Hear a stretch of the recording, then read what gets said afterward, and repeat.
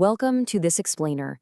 We're jumping right into a catastrophic event that just sent absolute shockwaves through the aerospace industry, the tech world, and honestly, the private offices of the two wealthiest men on the entire planet. We are looking at a high-stakes, billionaire space war that just, quite literally, went up in flames. At 9 p.m. yesterday, the sky lit up. And I mean that in the most literal, destructive way possible. We just witnessed what is already being called the biggest rocket explosion in United States history. The sheer physical impact of this blast was so immense, so incredibly powerful, that it actually shook the foundations of nearby homes. This wasn't just some minor technical glitch on a launch pad. No, this was a monumental, earth-rattling disaster for Jeff Bezos and his space company Blue Origin. So what exactly was lost in that inferno? 48 Amazon Internet satellites. And you have to understand, these weren't just any routine payloads. They were scheduled for a highly anticipated, absolutely crucial June 4th launch, designed to directly rival Elon Musk's orbital internet network. But at 9 p.m. last night, that immediate dream was just utterly destroyed.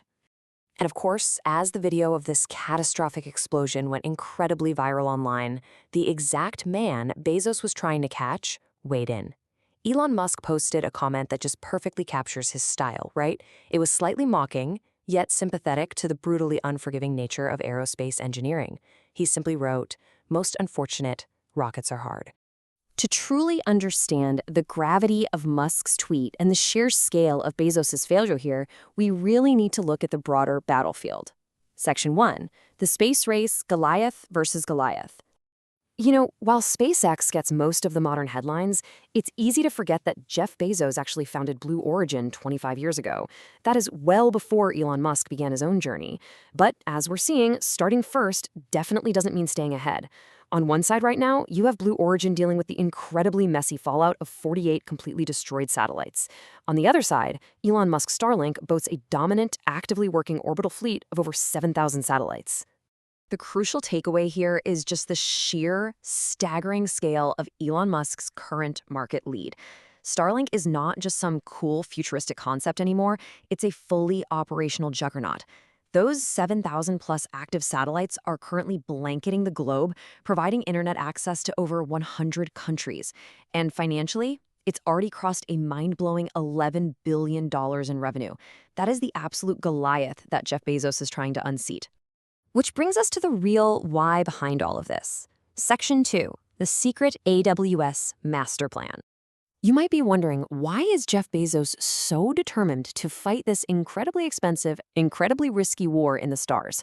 Well, because at its core, this isn't just about rockets. It's a high-stakes battle for global data dominance. Think about it. Amazon Web Services, AWS, already controls a massive 31% of the entire global cloud infrastructure market. They are basically the undisputed kings of earthbound cloud computing. Bezos' whole orbital strategy is entirely designed to protect and expand that specific, highly lucrative kingdom. Let's break down his incredible technical vision for this. Step 1 is to deploy an army of over 3,000 laser-connected satellites straight into low Earth orbit. Step 2, and this is the game changer, bypass traditional Earth-based fiber optic wires completely. And step 3, dump high-stakes data directly into AWS servers in literal microseconds. To put that completely wild speed into perspective, while it takes you a couple of seconds just to load a normal web page, this satellite network would move mountains of data faster than a blink of an eye. And who exactly is clamoring for that kind of microsecond delivery? Well, Bezos is targeting the ultra-premium clients, where a fraction of a single second is literally worth billions of dollars. We're talking about global banks executing high-frequency trades, military drones that require instant, secure communication, and Fortune 500 companies managing immense logistical networks. That was the goldmine Blue Origin was trying to unlock before yesterday's blast. Which leads us right into the immense ticking clock pressure currently suffocating Blue Origin. Section 3, the billion-dollar FCC deadline. Yesterday's explosion wasn't just a physical setback. It was a massive strike against a very loud, very expensive ticking clock. Get this. To date, Jeff Bezos has poured a staggering $10 billion straight out of his own pocket into this currently stalled satellite project. $10 billion.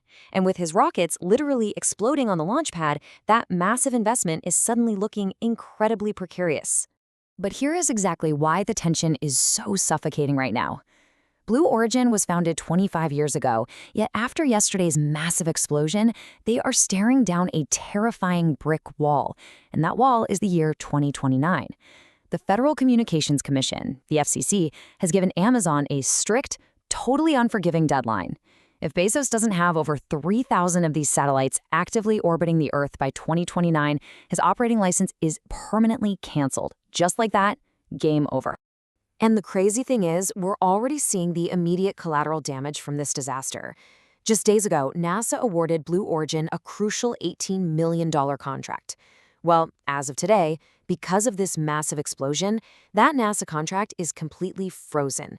The trust and the momentum they were building have just ground to an absolute halt. So, where do they go from here? Section 4. Will Bezos bounce back?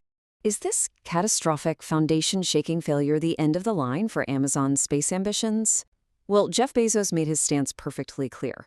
Amidst all the viral videos and the mocking tweets from competitors, he posted a very brief, incredibly defiant message to the world. We will rebuild this.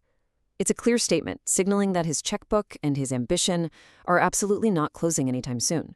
And, to be totally fair, history shows us that explosive failure is practically a hard requirement for conquering space. Just consider Elon Musk's own early struggles with the Falcon 1 orbital rocket. In 2006, it crashed. In 2007, it crashed again. In 2008, a third consecutive crash. Musk was basically out of money and on the sheer verge of bankruptcy, but he didn't give up. Crashing is painful, it's wildly expensive, but it is deeply, deeply normal in this industry. Which leaves us with this final, high-stakes question to ponder today.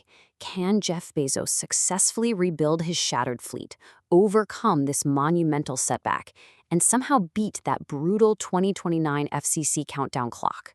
Or, with 7,000 satellites already beaming data down to Earth as we speak, has Elon Musk already won the war for the stars? Thank you so much for joining me for this explainer. Keep your eyes on the skies, folks, because this billionaire battle is far, far from over.